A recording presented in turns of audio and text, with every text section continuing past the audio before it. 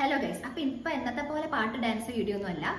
ഞാൻ കുറച്ച് പ്രൊഫഷണൽ ആയിട്ട് സംസാരിക്കാൻ പോവാണ്. കാരണം എന്താണെന്ന് വെച്ചാൽ ഇപ്പോൾ കുറേ ദിവസമായിട്ട് എൻ്റെ ഇൻസ്റ്റാഗ്രാം DM അതുപോലെ തന്നെ യൂട്യൂബിലെ കോമൻറ്റ് സെക്ഷൻ അതിലൊക്കെ ഒരുപാട് പേര് ചോദിക്കുന്നു പെർഫ്യൂഷൻ ടെക്നോളജി എന്താണ്. പേടിക്കണ്ട, ഞാൻ പഠിച്ച കോഴ്സാണ്. അപ്പോൾ അതൊരു റയർ കോഴ്സാണല്ലോ, അത് ആര് പറഞ്ഞിട്ട് എടുത്തത്, അതിൻ്റെ ജോലി എന്താ, സാലറി എന്താ, അങ്ങനെ ചോദിക്കുന്നു. ഞാൻ കുറേ പേർക്കൊക്കെ അപ്പം തന്നെ റിപ്ലൈ കൊടുത്തിട്ടുണ്ട്. ബട്ട് വീണ്ടും വീണ്ടും ചോദിക്കുന്നത് കൊണ്ട് വീഡിയോ ഇടാൻ പറയുന്നത് കൊണ്ടും ഒരു വീഡിയോ ചെയ്യുകയാണ്. എനിക്കറിയത്തില്ല ഇത് എത്രത്തോളം നിങ്ങൾക്ക് എഫക്റ്റീവ് ആവുന്നു. So coming to perfusion technology.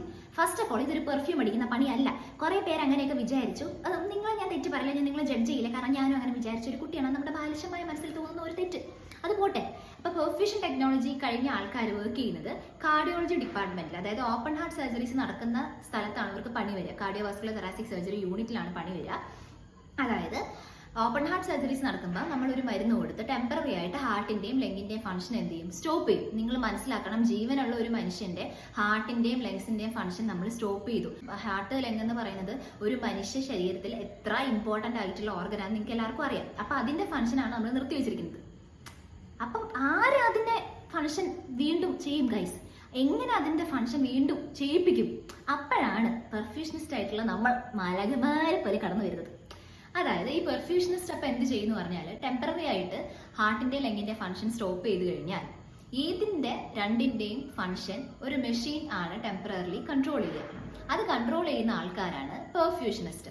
അതായത് ഹാർട്ടിന്റെ പമ്പിങ്ങും ലങ്ങിന്റെ ഓക്സിജനേഷനും ടെമ്പററി ആയിട്ട് നമ്മൾ പെർഫ്യൂഷനിസ്റ്റ് കൺട്രോൾ ചെയ്യും ഒരു മെഷീൻ ഉപയോഗിച്ച്. ആ മെഷീൻ പറയുന്ന പേര് ഹാർട്ട് ലങ് മെഷീൻ, അല്ലെങ്കിൽ കാർഡിയോപൾമണറി ബൈപ്പാസ് മെഷീൻ, അല്ലെങ്കിൽ ഓമന പേരിട്ട് നമ്മൾ പമ്പ് എന്ന് വിളിക്കും. അപ്പൊ ഇത് ചെയ്യുന്ന ആൾക്കാരാണ് നമ്മൾ ബ്രാൻഡ് ലേബൽ ഇട്ട് പറയുന്ന പെർഫ്യൂഷനിസ്റ്റ്. ഇനി കമ്മിങ് ടു ദ സാലറി. ചിലവർക്ക് ശരിയാവും, ചിലവർക്ക് ശരിയാവില്ല. ബേസ്ഡ് ഓൺ എക്സ്പീരിയൻസ് ആണ് സാലറി. പെട്ടെന്ന് അങ്ങ് കയറി കഴിഞ്ഞാൽ എനിക്ക് 30,000 രൂപ തായോ 25,000 രൂപ തായോ എന്നൊക്കെ പറഞ്ഞാൽ തരുന്ന സ്ഥലങ്ങൾ വളരെ കുറവാണ്. അത് നിങ്ങൾ ആദ്യം മനസ്സിലാക്കുക. കാരണം പഠിച്ചിറങ്ങുന്ന കുട്ടികളുടെ എണ്ണം പ്ലസ് ഈ ഓപ്പൺ ഹാർട്ട് സർജറീസ് നടക്കുന്ന ഇന്ത്യയിൽ അല്ലെങ്കിൽ കേരളത്തിലെ ഹോസ്പിറ്റലിന്റെ എണ്ണം നിങ്ങളൊന്ന് കമ്പയർ ചെയ്താൽ മതി. അപ്പോൾ ഒരു ഹോസ്പിറ്റലിൽ 1-2 പേര് മതി ഇതിന്, അല്ലെങ്കിൽ മാക്സിമം 4 പേര്.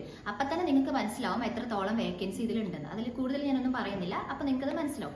പിന്നെ ട്രെയിനി ആയിട്ട് നിൽക്കാൻ കിട്ടുന്ന കുട്ടികളുടെ എണ്ണവും വളരെ കൂടുതലാണ്. കാരണം എവിടെയും ജോലി കിട്ടാത്തവർ ട്രെയിനി ആയിട്ട് നിൽക്കുന്നു. ആ ട്രെയിനി ആയിട്ട് നിൽക്കുന്ന കുട്ടികളെ ഹോസ്പിറ്റൽസ് എക്സ്പ്ലോയിറ്റ് ചെയ്യുന്നു. ലൈക്ക് 4 കൊല്ലം അല്ലെങ്കിൽ 4.5 കൊല്ലം പൈസ കൊടുത്ത് പഠിച്ച പിള്ളേർ വീണ്ടും പൈസ കൊടുത്ത് ട്രെയിനി ആയിട്ട് നിൽക്കുന്നു. അങ്ങോട്ടേക്ക് അവർക്ക് ലാഭം.